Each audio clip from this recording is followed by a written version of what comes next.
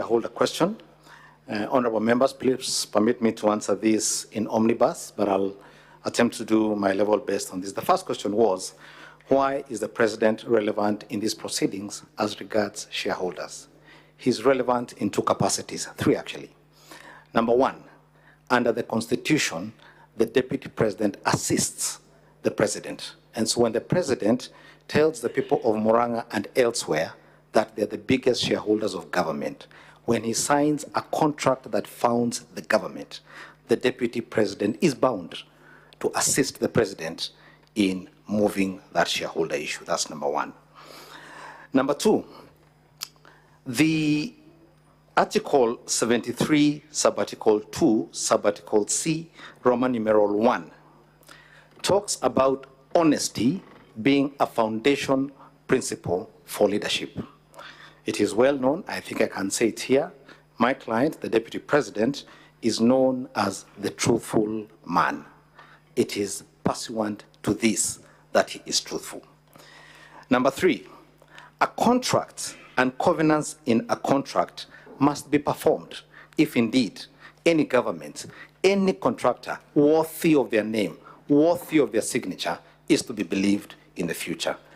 The president, the party leaders all signed these contracts with the intention that they should be complied with. You will note that in the sections we read out for you here today, the president, the deputy president is insisting that the promises made to the people of Western Kenya should be complied with to the letter. The promises made to the people of Coast in an agreement should be complied with to the letter. Equally, all other regions that had agreements signed or promises made in these coalition agreements ought to have those promises implemented. That is the basis upon which he says it is important that we keep our words.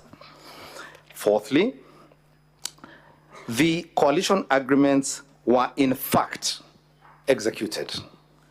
The president and the deputy president came from UDA as the agreement said. The Speaker of the National Assembly came from Ford Kenya as promised in the agreement. The Speaker of this Honorable House and a learned friend and colleague was in fact elected as the Speaker of this House. And all the other promises that had been made were being implemented.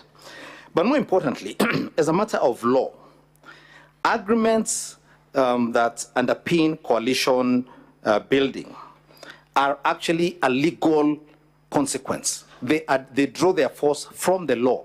And I think Honorable Mutusa here mentioned it broadly, but I can tell you exactly where it is. Schedule 3 of the Political Parties Act requires every coalition to draw a coalition agreement. That is number one. Number two, it prescribes what is to go in that agreement. Among the things that the Political Parties Act Schedule 3 prescribes must be in the agreement is the sharing of power and responsibilities. So it's a matter of the law. And if, when the honorable members here retire, you will find that Article 108 of the Constitution delineates power in both the National Assembly and in the Senate on the basis of coalition agreements and who has the majority, who is the largest shareholder, if you will, in each of those two houses. Fourthly, or fifthly, I think it is now, I think we said this before, the deputy president had no power to appoint or implement any of those things. All he could do was speak to the agreements that had been signed by the party leaders, and that's all he was doing. He was expressing what was in the agreements and saying we ought to keep our word, we ought to do what we promised in these documents which we filed at the Registrar of Political Parties. Sixthly, in the statements that were read to you in the videos, there are two things to note. Number one, the deputy president is talking about government. He's very clear. He doesn't say the nation. He doesn't say the national cake. He doesn't say resources. He says, just to read for you one example, at page 6 of 85, a government is like a company, government. He's not talking about resources, he's talking about government, and that's all it was. It is important for members to remember, to recall, that these provisions of the law I am sharing with you here followed the famous, or should I say infamous, NAC MOU, which became very litigious. I had the privilege of participating in that case.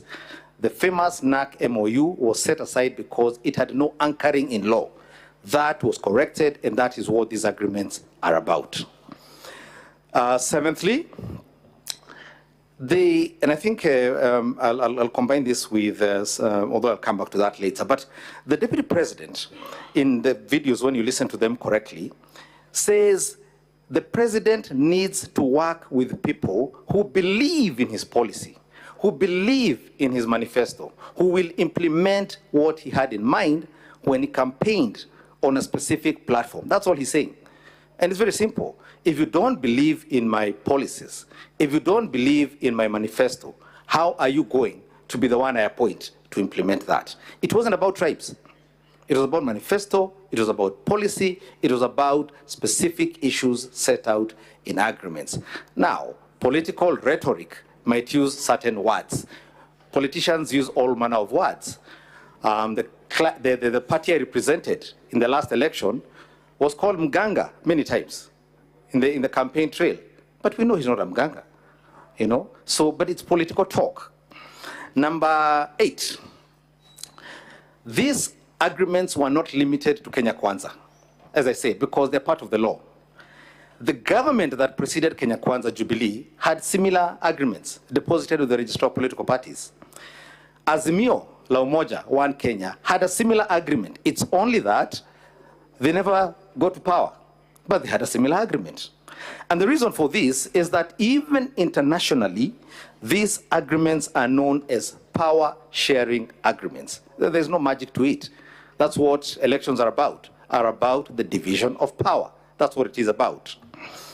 And because of that, these agreements, in fact, do the opposite of what Honorable Mutuse is saying they did. He says they cause disunity. In fact, there are a source of unity when the diverse sectors of the Kenyan society can get together. For example, Kenya Kwanza, I think, had 16 or so parties.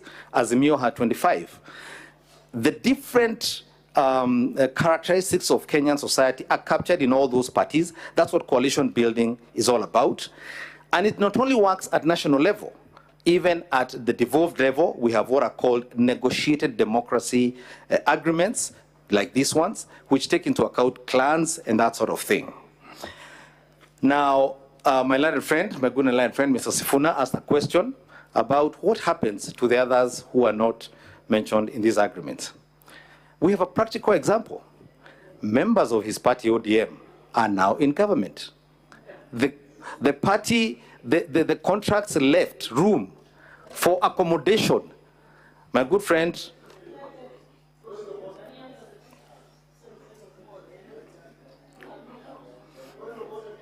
order. You cannot raise a point of order on the council.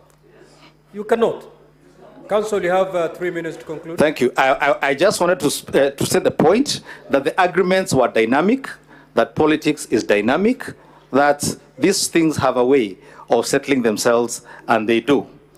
The next point I wish to say, I cannot say, I think he asked me the question about, for example, the constitution requiring PSs and others to be advertised. I cannot speak to how Kenya Kwanza intended to implement that, but like I've demonstrated, it was implemented. They found a way to do it. I don't know how they did it, but we're just speaking to what they did. Honorable Stuart Mazayo asked a question about Chakula Kikiva. You will note that a lot of the videos that were played here today were made in Nandi or in Kericho. There was a very specific reason for that, and the Deputy President himself will be addressing that question today. The only other thing I can tell you about those videos is that whenever the Deputy President raises that question, either in Nandi or in Kericho, he is cheered wildly. It is a very popular issue in those two counties. Finally, I think to a question that was asked about how Honorable Mutuse and others would feel, even regions that did not overwhelmingly vote for Kenya Kwanza, including, for example, Machakos, Makueni, and Kitui, actually got 2 cabinet secretaries in the cabinet in the fullness of time. And so no one was actually discriminated against. This was not about tribes. I think the confusion has been brought about by Mutuse's motion. This was about sharing of government and those who believed in the policies of this government. I hope I have attempted to address all the questions you have raised. Conclude by responding to Senator Olekina's consent issue. Sorry, Your Consent Senator. issue. If you could remind me the question, I'm sorry. The consent. Oh, it's, the consent. The consent is being addressed by my good and learned friend, Very Mr. well, Elisha very well. Boya. Yes, Council.